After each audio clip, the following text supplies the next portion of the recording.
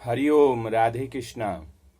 बाबा सोमेश्वर की पवित्र नगरी हरिओम कुटीर की ओर से आप सभी का हार्दिक अभिनंदन है। प्रेम न बाड़ी उपजे, प्रेम न हाथ बिकाए, राजा प्रजा जे ही रुचे, शिष्य देई ले जाए। प्रेम जो है कहीं बाड़ी में नहीं उपजता है, कोला बाड़ी में नहीं उपजता है।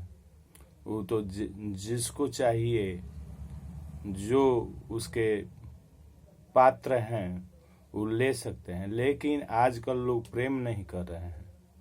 आजकल जो कर रहे हैं, बहुत सारे 80% लोग काम कर रहे हैं। उनका मानसिकता जो है काम से है, जो जिसका संबंध वासना से है। प्रेम और काम में बहुत अंतर है।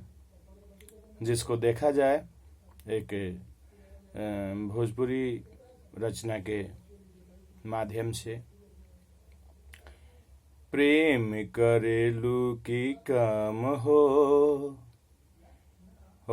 प्रेम करेलू की काम हो, गोरी हमके बताव अपन नाम हो।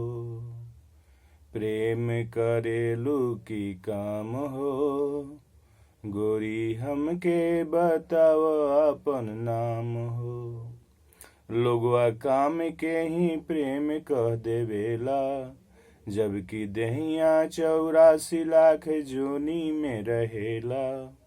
काम में लेवे के भावना रहेला, प्रेम में देवे ही देवे के भावना होला।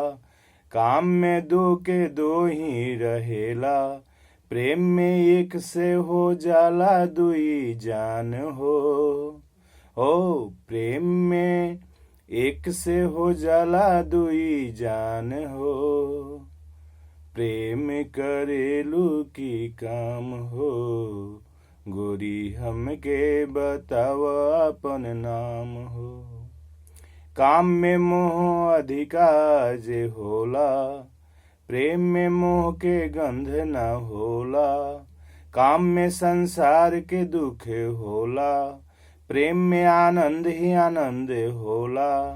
काम में बाधा ही बाधा रहेला, प्रेमी हर जगह रहेला स्वतंत्र भाव हो। प्रेमी हर जगह रहेला स्वतंत्र भाव हो। प्रेम करेलू की काम हो, गोरी हमके बताव अपन नाम हो। काम में राग होला, कामी भोग वस्तु के गुलाम होला। उ हमरा काम आ जावे ऐसन भाव होला, प्रेम में हम कैसे आ जाई उनका काम हो। प्रेम में हम कैसे आ जाई उनका काम हो। प्रेम करेलू की काम हो, गोरी हमके बताव अपन नाम हो। गोरी हमके बताव अपन नाम हो। प्रेम करेलू की काम हो, प्रेम करेलू की काम हो। हरिओम। हर हर महादेव।